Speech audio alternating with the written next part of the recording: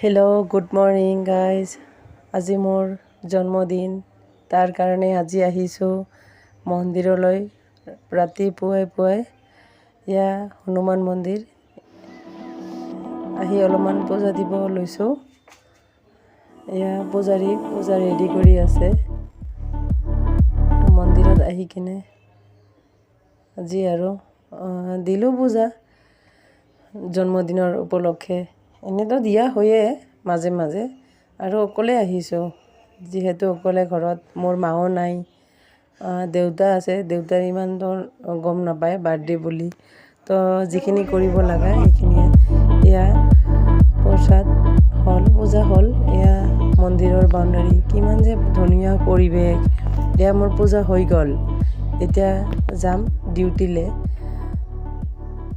এয়া কেইখনমান ফটো উঠিলোঁ। এয়াই আৰু কেনেকুৱা লাগিছে বাৰু ফটোবিলাক এবাৰ জনাব কমেণ্ট বক্সত। Bye bye.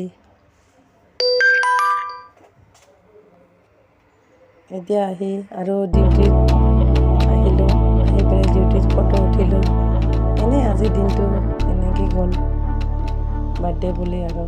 Bye bye guys.